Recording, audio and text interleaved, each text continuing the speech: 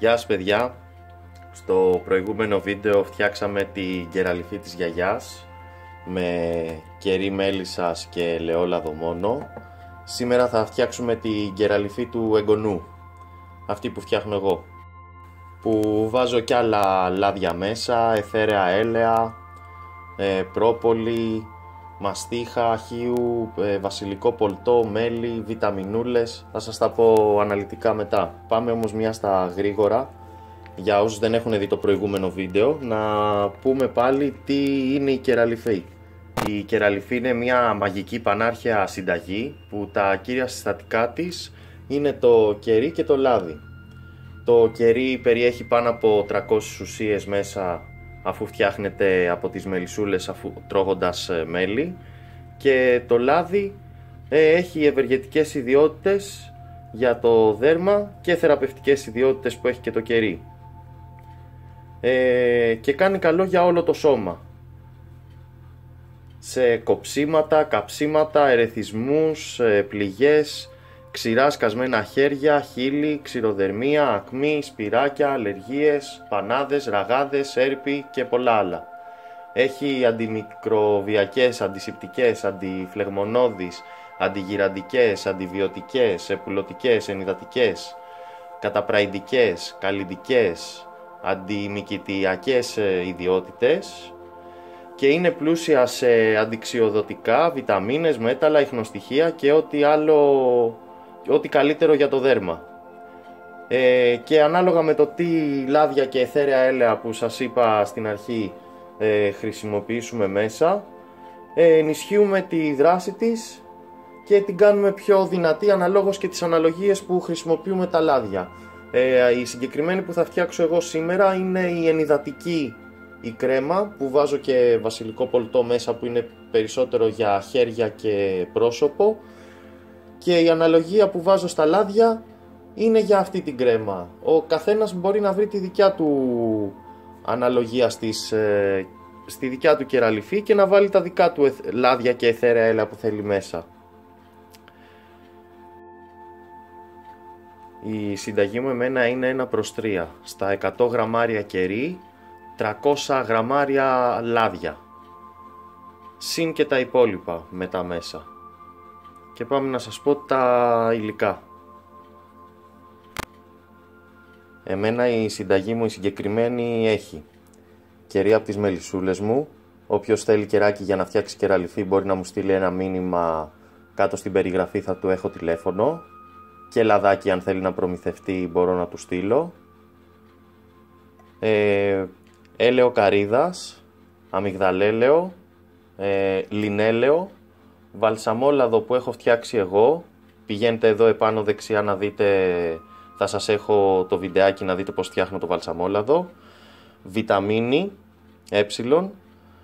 μελάκι παραγωγής μου από την Εύβοια, με άνθη και βότανα μέσα, βάμα πρόπολης, βανίλιες, αιθέραιο έλαιο όχι, δεν είναι μελισσόχορτο, είναι γιασεμί, μαστίχα χείου και βασιλικό πολτό.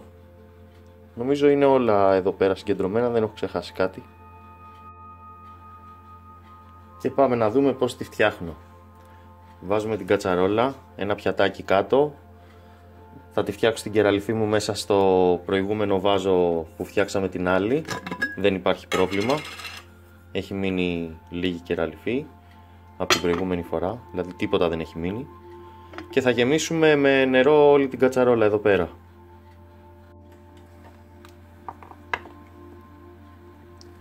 Το κερί αυτό εδώ πέρα είναι από τα απολεπίσματα που λιώσαμε στο προηγούμενο βίντεο.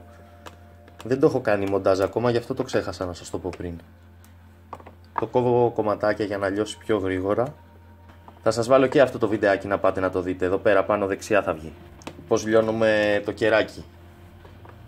Πώς το καθαρίζουμε. Όλα σας τα έχω. Και βάμα πρόπολης να πάτε να δείτε.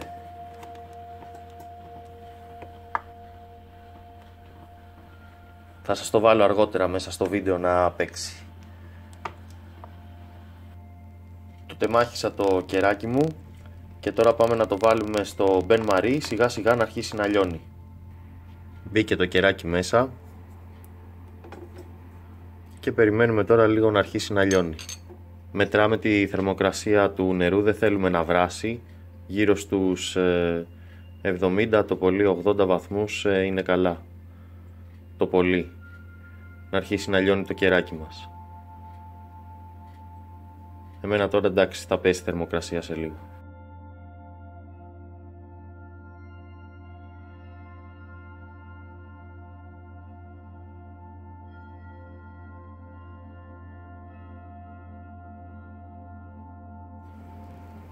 Με το ξυλαράκι το ανακατεύουμε για να αρχίσει να λιώνει λίγο πιο γρήγορα και περιμένουμε να λιώσει. Το κεράκι μας έχει αρχίσει και λιώνει. Το ανακάτεψα με το ξυλάκι για να λιώσει πιο γρήγορα. Τώρα περιμένω να λιώσει λίγο ακόμα για να αρχίσω να προσθέτω τα λάδια μέσα. Το κεράκι μας έλειωσε. Λίγα κομματάκια έχουν μείνει και τώρα θα προσθέσω το ελαιόλαδο.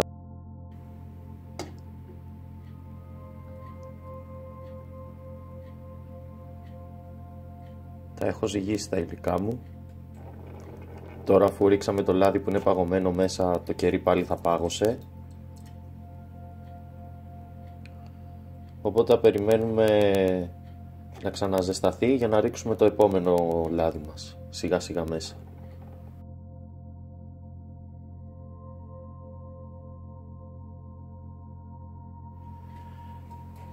Έλειωσε το κεράκι με το λάδι, το ελαιόλαδο και τώρα θα προσθέσω το βαλσαμόλαδο. Το ζύγισα, την ποσότητα που θέλω και τη ρίχνω και αυτή μέσα.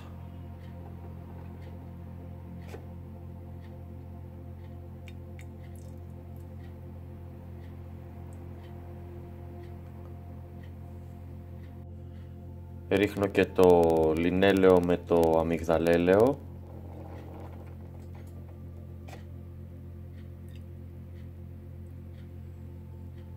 Θα ρίξω το υπόλοιπο σε λίγο.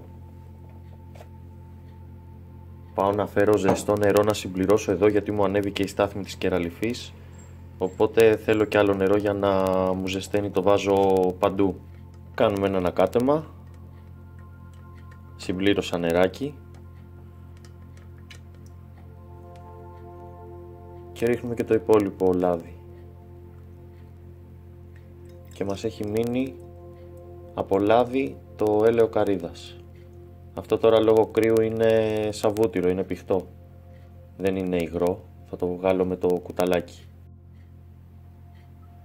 Ζυγίσαμε και το λάδι καρύδας. Πάμε να το ρίξουμε και αυτό μέσα.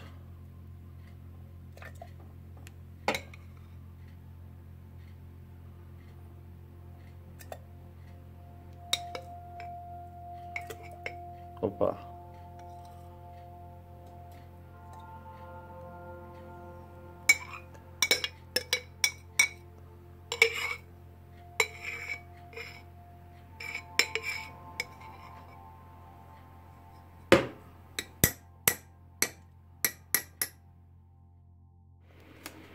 Και αφού βάλαμε όλα μας τα λαδάκια μέσα, θα προσθέσουμε τη μαστίχα χείου, την οποία την έχω βάλει μέσα σε ένα λαδόχαρτο και την έχω θρηματίσει.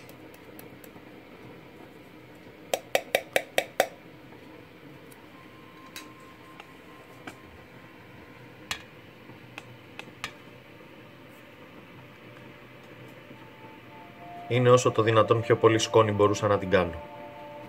Και ανακατεύουμε. Η μαστίχα είναι ρετσίνη, οπότε θα αργήσει, θα δυσκολευτεί να ανακατευθεί. Γι' αυτό τη βάζουμε με το που τελειώσουμε με το λάδι και το κερί. Βάζουμε τη μαστίχα για να αρχίσει να λιώνει.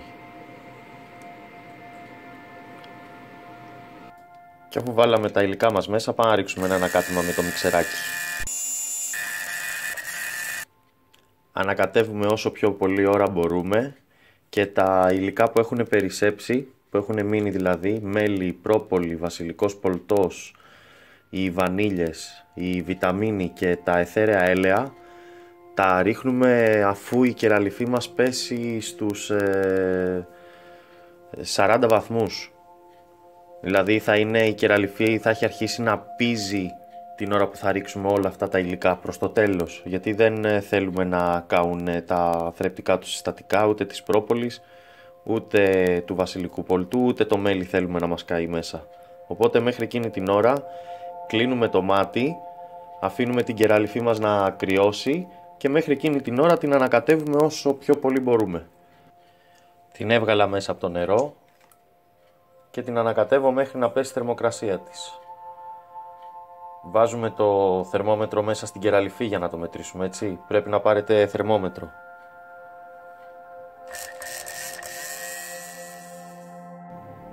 Η κεραλιφή μας έχει αρχίσει και πίζει. Ήρθε η ώρα να βάλω το μέλι μέσα.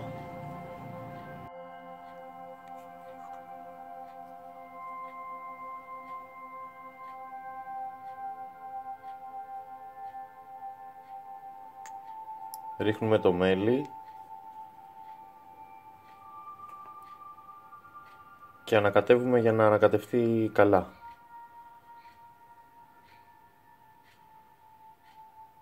Πόσα έβαλα ρε παιδιά? Το ανακάτεψα με το μέλι, έχω βάλει και την πρόπολη και τις βανίλιες και τώρα η βιταμίνη η ε είναι έτσι σε κάψουλες με μία παραμάνα, την τρυπάω και το ζουμάκι που έχει μέσα το ρίχνω μέσα στην κεραλιφή. Και αφού ανακάτεψα την κεραλιφή και με τη βιταμίνη, ρίχνω και το αιθέρεο έλαιό μου.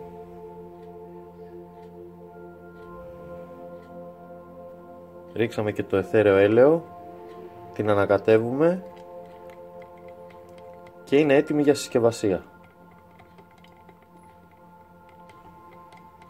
Πω όμως χωμύρισε το γιασεμί.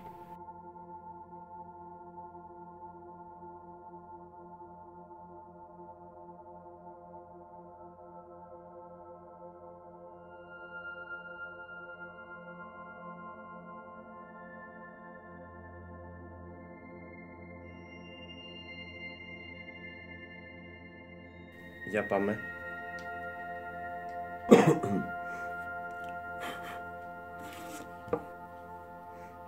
Λοιπόν παιδιά, αυτή ήταν η κεραλιφούλα μας.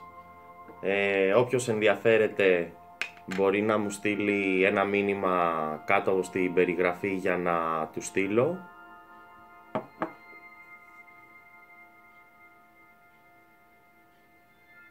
Δεν ξέρω τώρα τι φαίνεται. Πάντως απλώνει πάρα πολύ ωραία. Μυρίζει και πολύ ωραία. Και για 3 τυχερούς από εσάς θα κάνω διαγωνισμό. Θα γράψετε σχόλιο κάτω από το βίντεο. Θα πρέπει να είστε συνδρομητές στο κανάλι. Like και μία κοινοποίηση το βίντεο για να πάρετε μέρος. Και σε επόμενο βίντεο που θα έρθει θα κάνουμε την κλήρωση για 3 τυχερούς από εσάς. Γεια σας! Αυτό ήταν το τελευταίο βίντεο της χρονιάς παιδιά. Εύχομαι καλή χρονιά σε όλους, υγεία, αγάπη, έρωτα και τα λέμε του χρόνου. Γεια σας!